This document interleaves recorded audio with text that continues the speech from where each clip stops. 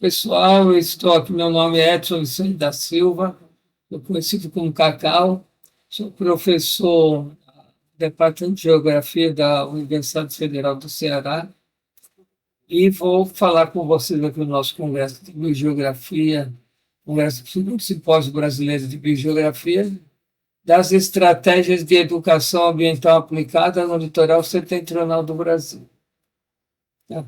Bom, nós temos um grupo de pesquisa que trabalha especificamente com o litoral setentrional,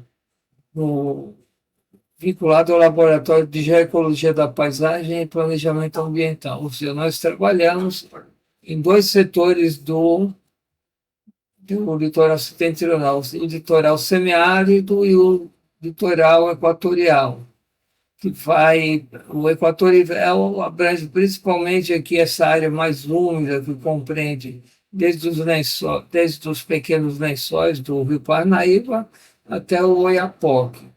E, logicamente, no contexto da biogeografia, a importância que tem de a gente cartografar em diferentes escalas os ecossistemas naturais, dentro do contexto que esse litoral é o único litoral que é mais conservado no contexto espacial.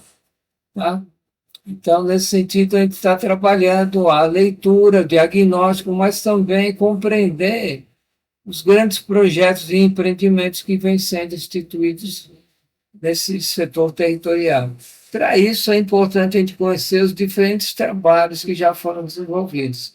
Então, isso aqui é um exemplo, um dos trabalhos que tem sido nossa referência, né, de Denise Oliveira, que trabalha desde a plataforma continental, a importância dos contextos da interface entre o continente e litoral, trabalhos de Meireles, aqui também nosso colega da UFC, que trabalha bastante com a dinâmica, e logicamente com outros trabalhos desenvolvidos no contexto do Maranhão, do Pará e do Oiapoque, que são as áreas menos estudadas. Já esse litoral semiárido, ele tem uma análise mais aprofundada e também um espaço que é mais ocupado. Então, realmente, o que é menos ocupado, que merece mais um planejamento preventivo, seria que vai do delta do Parnaíba até o Oiapoque. E aqui mostrando um pouco da compartimentação, diferentes aspectos você pode ter aqui, por exemplo, com relação à importância para futuros empreendimentos, né? A compartimentação das bacias petrolíferas, né? Porque é a partir delas que surgem as explorações, os blocos de concessões e as medidas preventivas que a gente deve tomar. Então, por exemplo, aqui na foz do Rio Amazonas é uma área muito frágil e já começa a haver explorações dessas áreas para ver a possibilidade de se explorar em intensidade essas áreas.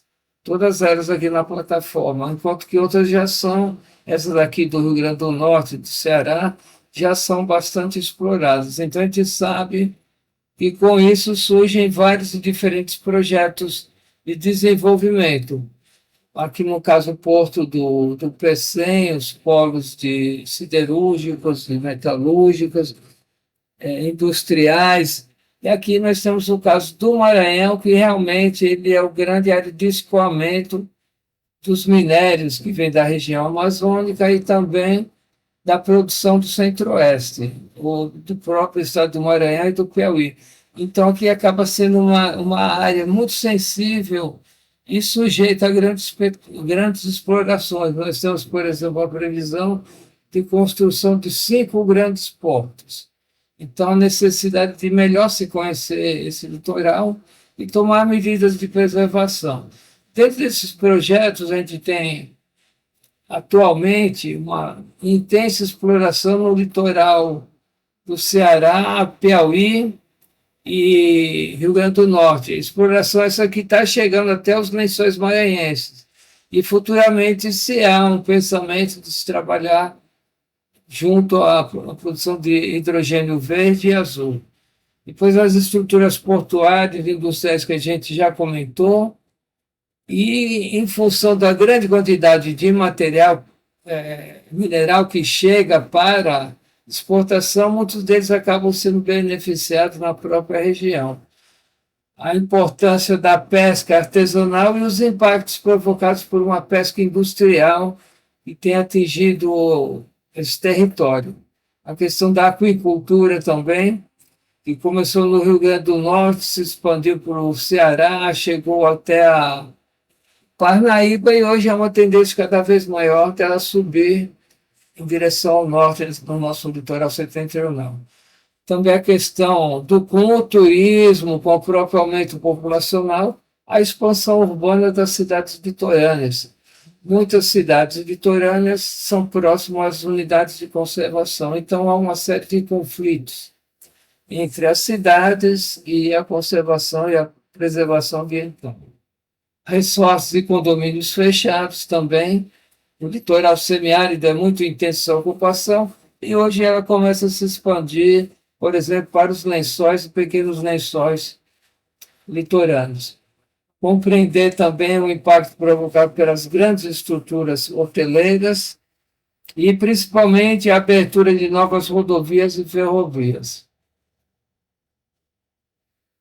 No sentido de se compreender melhor esse território, nós partimos também para obter as diferentes cartas, as bases cartográficas da região nas diferentes escalas, desde carta náutica, as cartas de projeções de exploração mineral, ou seja, nós temos um arquivo bastante importante. E aqui a gente destaca as imagens de satélite das diferentes escalas que a gente usa, destacando aí os indicadores e os produtos previstos que a gente pode obter ao se estudar, por exemplo, o litoral central setentrional do Brasil em sua completa dimensão, através da escala de 1 para 500 mil, estabelecendo indicadores territorial, modelo de planejamento e os produtos previstos. Tá? Litoral do Pará, numa escala de 1 para 250 mil, e o conjunto territorial do Maranhão, Piauí e Ceará. Passando a uma outra escala de análise, nós partimos para o enfoque municipal. Então, nesse sentido, ele tem ajudado, tem contribuído na elaboração de planos diretores municipais. Então, através de nossas equipes, nossos grupos de pesquisadores, damos assessoria municipal. E também a instituição de teses e dissertações com relação ao planejamento municipal. Quanto à escala local, talvez seja que a gente tem sido uma maior eficiência, através de atividades de extensão, indicadores e produtos previstos, já no sentido de um desenvolvimento local e de uma estratégia de empoderamento das comunidades litorâneas, sejam elas pescadores, quilombolas ou indígenas, no sentido de fazer seus próprios planos de gestão, né? Logicamente, a biogeografia tem uma grande importância, pois através da fitogeografia a gente vai definir em grande parte das paisagens naturais que a gente tem no território. Áreas que predominam a vegetação pioneira pisão-folha, áreas onde predomina a vegetação subperennifolia de dunas, e áreas onde estão a vegetação paludosa marítima de mangue. Então, esse mapa feito pelo Adilson Machado, que é professor lá da UFMA, em Pinheiro, eu fui seu orientador de tese, mostra já uma perspectiva de se definirem geossistemas e aqui no caso de ecossistemas a gente poder trabalhar numa escala mais precisa o limite dessas áreas e as possibilidades de gestão. As paisagens de dunas são muito importantes, é uma área do litoral brasileiro que tem uma ocorrência de dunas, destacando-se os lençóis maranhenses, os pequenos lençóis e também toda a área litorânea do semiárido que é coalhada por diferentes campos de dunas. as paisagens de manguezais, né? Que é o domínio maior a partir dos lençóis maranhenses, é um domínio completo de paisagens de manguezais. Então, o entendimento de uma área que já é legalmente considerada de preservação, mas que a população precisa usufruir de seus produtos, como a pesca, o extrativismo vegetal e a sua importância para a biodiversidade. Então, trabalhamos nesse sentido de atuar no equilíbrio entre conservação e preservação ambiental, porque nessa área também em virtude das suas paisagens naturais muito conservadas, nós temos atividade de ecoturismo que se desenvolve em todo o território, seja através de passeios de buggy, na praia e na pós-praia, como também atividades de deslocamento, através do ecoturismo, nas superfícies de manguezais. Tá? O transporte fluvial também predomínio de fluxos de pessoas e mercadorias entre as comunidades, nesse contato entre planície fluvial e planície fluvio-marinha. Aqui nós temos a parte mais extrema do setor norte, um trabalho que também desenvolvemos com parceria com a Universidade Estadual do Amapá, uma tese que trata sobre o arquipélago do Pailique, justamente onde está a projeção de futuras explorações de petróleos em uma imensa área de coral. Então, desenvolvemos trabalhos delimitando, por exemplo, as áreas de risco, como a população trabalha com as práticas de extrativista vegetal, principalmente do açaí, e também sua relação com a pesca, a produção de farinha. Então, tudo isso tem trabalhado vinculando extensão com pesquisa. E aqui as compartimentações, a oferta de mapas que nós vamos produzindo para o planejamento de como articula a qualificação do território, a compartimentação, seja ela através de suas bases naturais, seja ela através das divisões políticas, administrativas e das características ambientais, sociais e culturais. Então, essas bases produzidas, ou melhor, esses mapas temáticos vão ajudar o planejamento local. E compreender também a importância de cada ecossistema, como ele funciona no manguezal dos ecossistemas periféricos, né, como dunas e sistemas aquáticos, né? A importância econômica dos crustáceos que você tem no manguezal, a sua exploração. Nós tenhamos uma das maiores explorações de caranguejo-sá nessa região, que é levado para diferentes outros estados. E também o sistema de proteção, alguns elementos da fauna, que no caso o guaxinim, o guará também, que são aves que têm uma importância simbólica muito importante no manguezal, e é um dos grandes atrativos para o ecoturismo, com a revoada dos guarás, a chegada dos guarás, a cultura dessas populações, os ranchos de pesca, as diferentes formas de embarcação que estão vinculadas com a geomorfologia da costeira, né? E o transporte fluvial e fluvial-marinho que predomina. Trabalhamos também no Pailique, um elemento muito importante, que é decorrente do processo de uma ecodinâmica muito instável.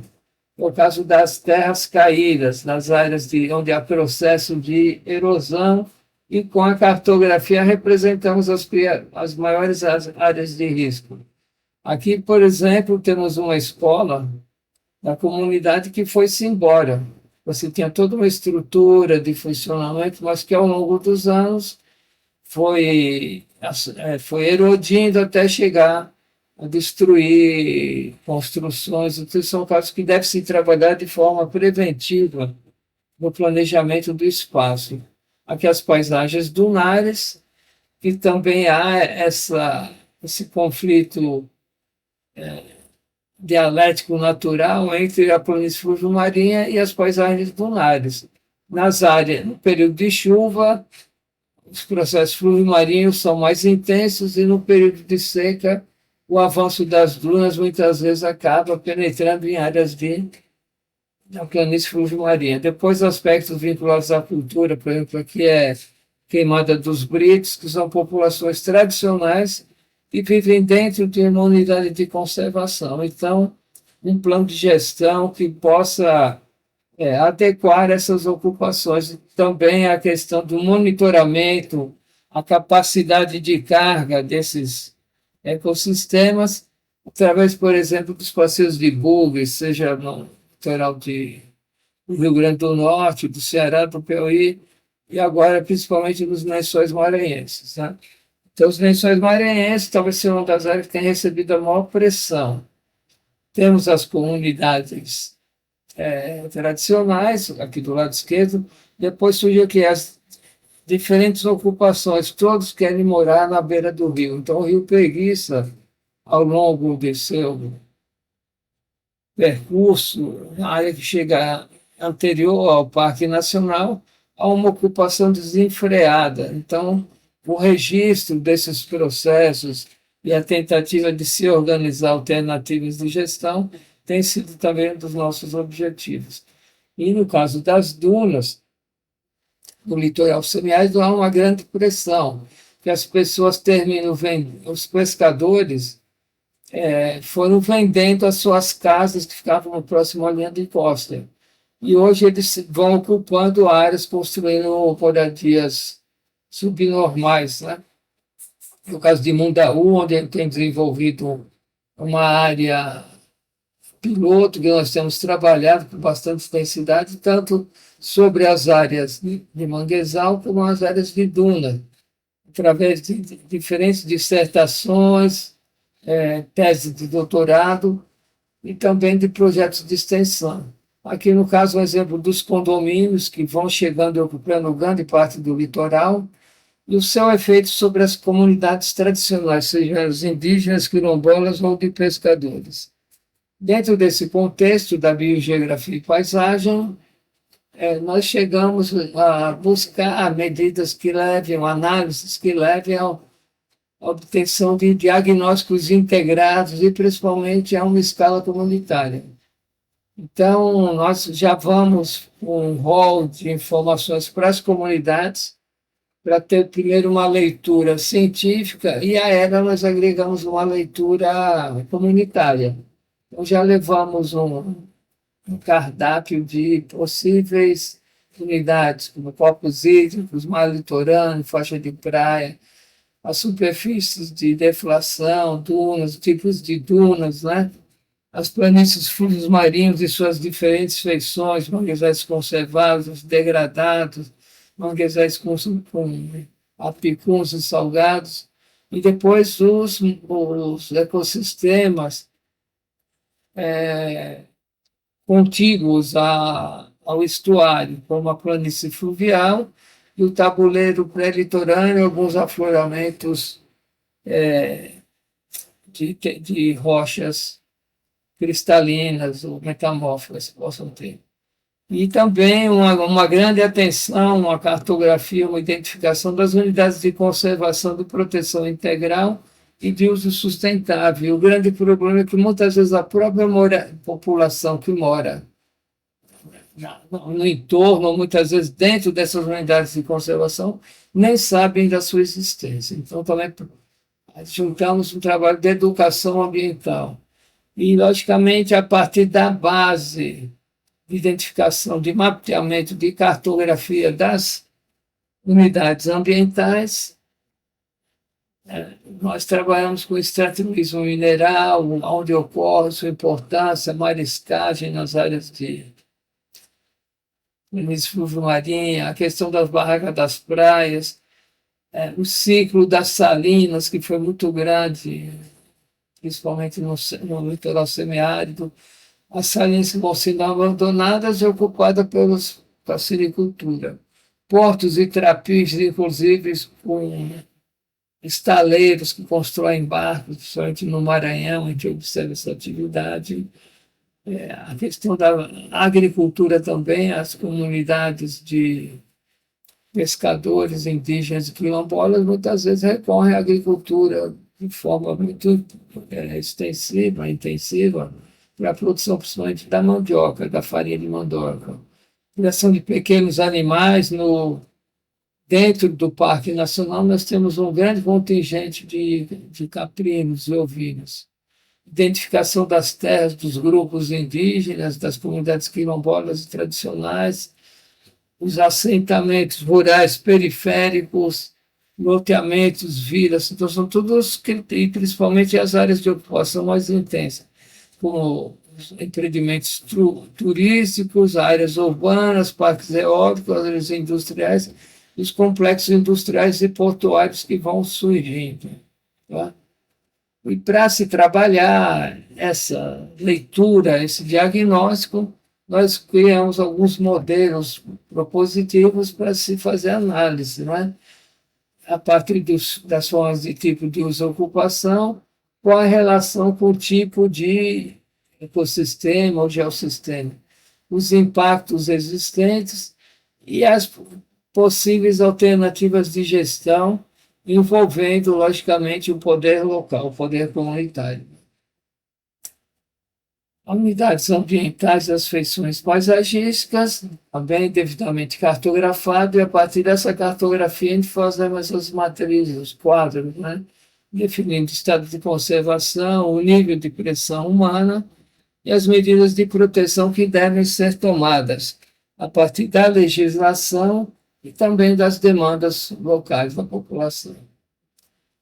Uma atenção maior com as unidades de conservação, que são áreas já protegidas, quais os ecossistemas e geossistemas que compõem essa unidade, os conflitos e impactos existentes, seja na sua borda ou em unidades interiores, e as tendências de aumentar essas pressões externas, por exemplo, com a abertura de estradas, de portos, atividade turística.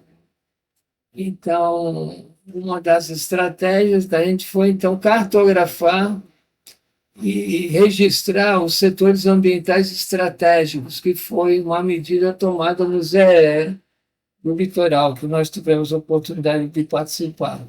E nessa definição, estabelecemos siglas e unidades, né?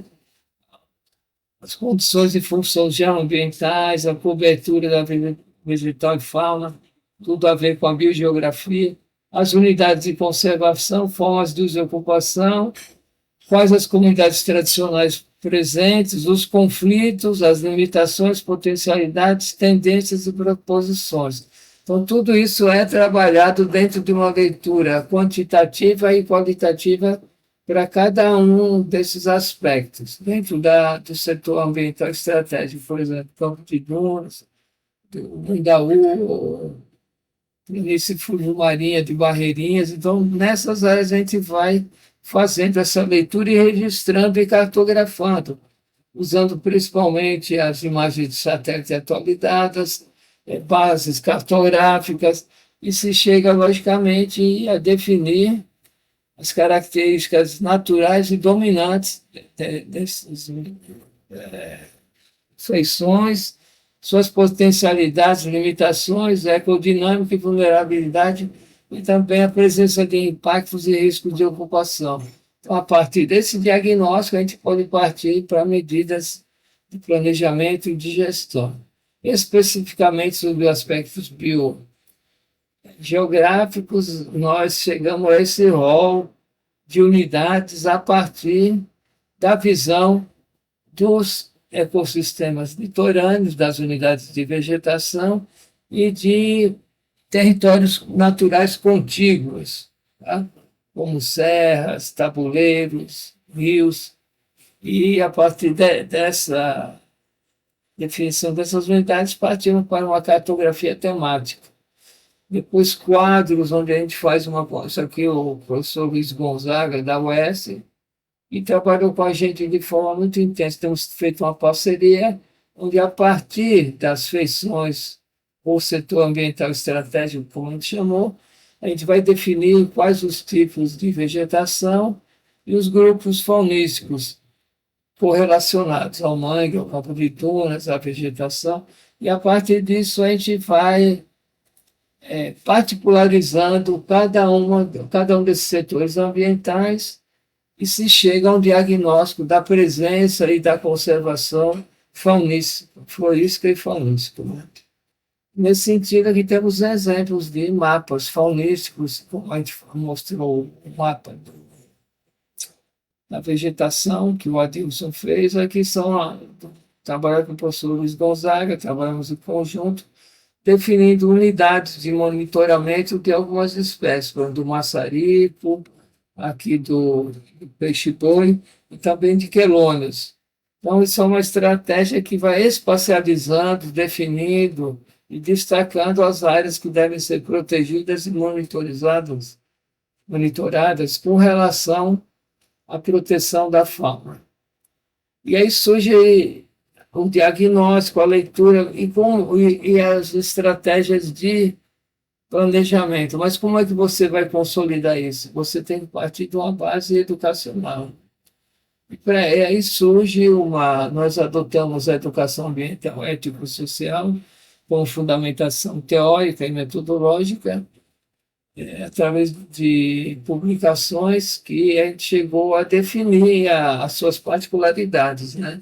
A sua importância na formação, na educação formal e informal, ou seja, nesse sentido, muitas vezes a escola pública, a escola local, é a base, as colônias de pescadores, moradores, associações, onde a gente vai envolver nesse trabalho, ou seja, conhecimento científico deve se atrelar ao conhecimento tradicional e a articulação entre a educação formal e informal. E esse conhecimento científico a gente deve levar à população, aos jovens, às escolas, às associações. E muitas vezes aprender com a população do manguezal, das dunas, né, que eles têm uma leitura já de várias gerações sobre as questões, tanto naturais como sociais e econômicas.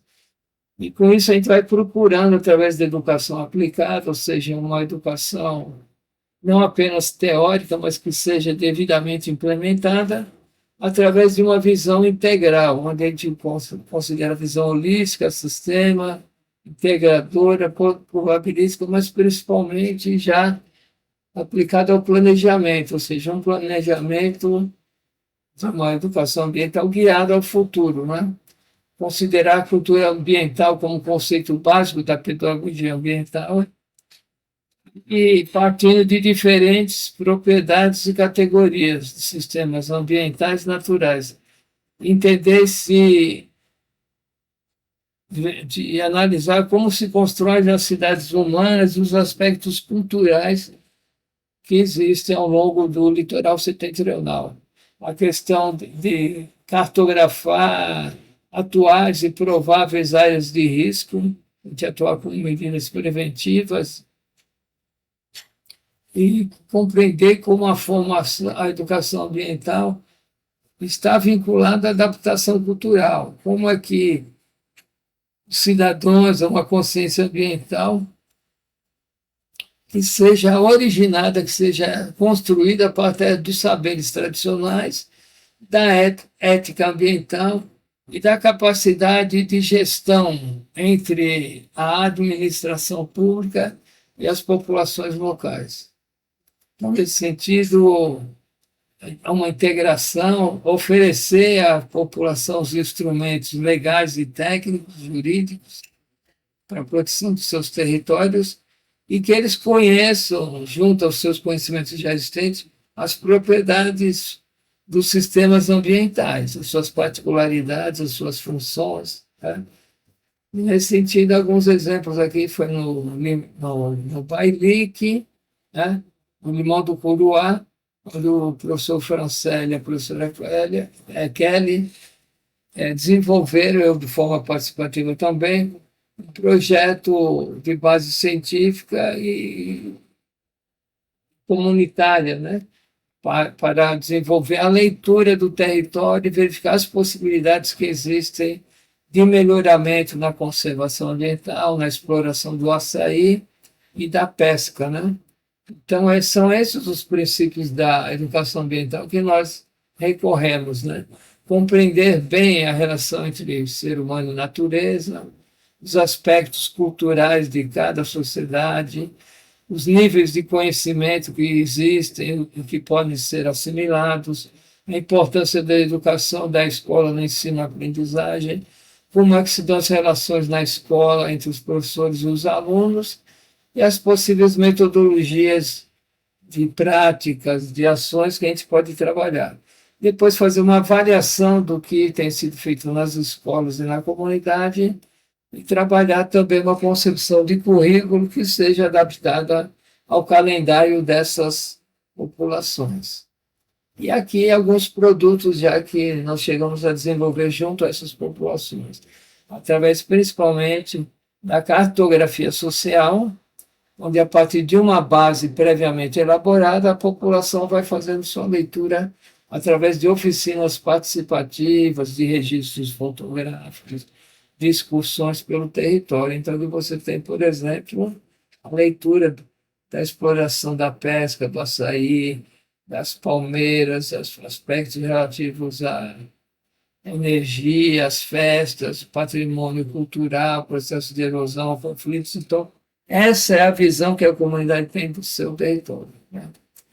Então, há que compreender que há uma complexidade ambiental muito elevada nessas áreas, a representação social de como as comunidades se organizam, qual é a sua cultura ambiental e cultural entre sociedade e meio ambiente, os processos de continuidade das tradições e as rupturas culturais que têm cada vez se intensificado mais junto aos jovens, né?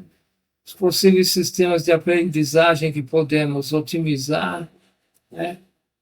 Ampliar o conhecimento, a criatividade, o comprometimento dessas pessoas, dessas comunidades, e como é que as práticas didáticas e principalmente o trabalho de campo podem ajudar nesse sentido, essa compreensão, essa educação ambiental. E, nesse sentido, a gente vai ter diferentes atividades pontuais, por exemplo, trabalhar aí os de pequenos portos, atividades desarticuladas, já que vão surgindo problemas, a gente vai trabalhando a realidade imediata, né? Saber como elaborar projetos de educação ambiental junto aos jovens, como eles fazem uma leitura de um edital, né? Como a escola pode ser importante nesse trabalho, através de seus currículos, enfim, produtos que orientamos e participamos na elaboração de cartilhas e vídeos. Em síntese, a gente procura o quê? Aprender a conhecer, aprender a fazer, aprender a viver e, principalmente, aprender a ser. A valorização das culturas e do ambiente de cada comunidade. E aqui a gente vê um exemplo muito didático, bonito e eficiente, por exemplo, de construção de maquetes da própria comunidade, onde eles vão fazendo a leitura, vão envolvendo seus conhecimentos artesanais, exposição da arte. Nesses projetos com a comunidade, a gente compreende que a arte é a grande companheira da ciência. Não podemos só usar a ciência bruta, nós temos que usar uma ciência que seja assimilável por essas populações. Um diálogo e um discurso que seja palatável para essa população. Que a gente possa olhar nos olhos, ouvir também o que eles têm a dizer, né?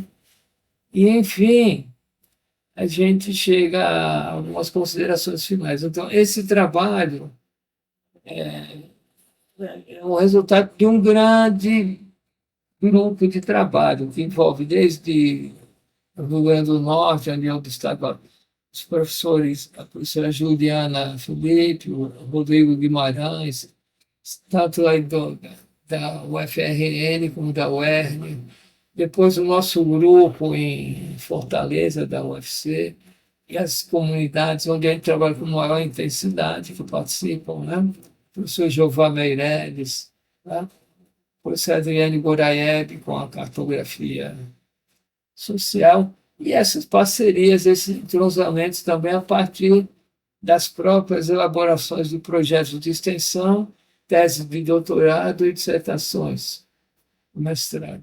Então, enfim, há um avanço nesse sentido. A UFMA, através de seus pesquisadores, destaque o professor Arclay Bandeira, o professor Leonardo Soares, o professor Adilson, os meus orientandos, a Dani e o Pinheiro Júnior, que vem contribuído imensamente nessa aprofundamento da realidade dos lençóis maranhenses e dos parques, pequenos lençóis, e outras unidades de conservação do litoral setentrional.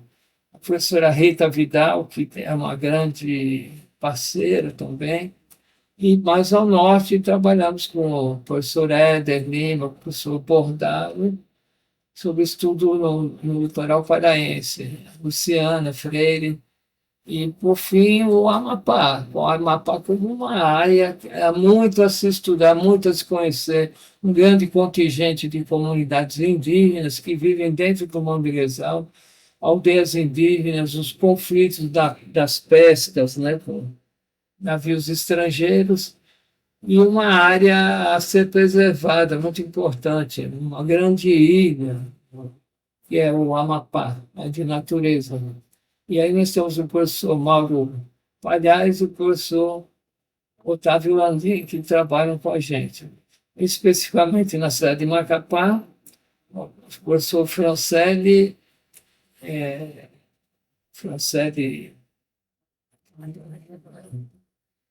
Valdez e a Kelly também Valdez, que é sua companheira. Então tem sido um trabalho muito amplo, mas porém muito satisfatório, com grandes resultados que vão contribuindo para a efetivação de uma metodologia de análise de diferentes escalas. Tá? Então, a gente chega à conclusão que o problema ambiental, a ecologia, não é uma prioridade só dos técnicos cientistas, né? Também tem que se considerar os valores culturais, as necessidades que se desenvolvem dentro de cada comunidade, né? Cada comunidade tem as suas demandas, os seus conhecimentos, a sua cultura. Então, a escala local é de fundamental importância para se instituir estratégias de planejamento. Acredita-se que, através do desenvolvimento sustentável local, isso possa ir se expandindo, e não ao contrário, se partir de projetos de escala regional para local. Então, nesse sentido, para se fazer uma gestão ambiental, a gente depende do conhecimento, da leitura, do diagnóstico e das possibilidades de se trabalhar com esse território. Com a importância da percepção ambiental, da consciência e do comportamento ético dessas pessoas, dessas comunidades.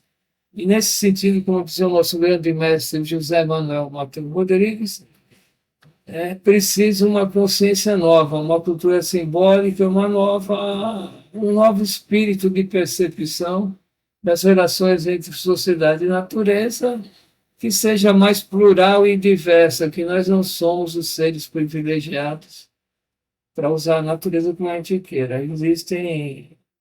O animismo leva a essa compreensão de uma nova espiritualidade, da compreensão da energia, da importância que tem os componentes vivos e os componentes não vivos também, dentro dessa sinergia que é a paisagem. Né? E para isso temos que ter uma criatividade nesse sentido e procurar critérios de ocupação territorial a partir de um planejamento e de uma gestão que seja participativa. Aqui as referências que nós utilizamos, né?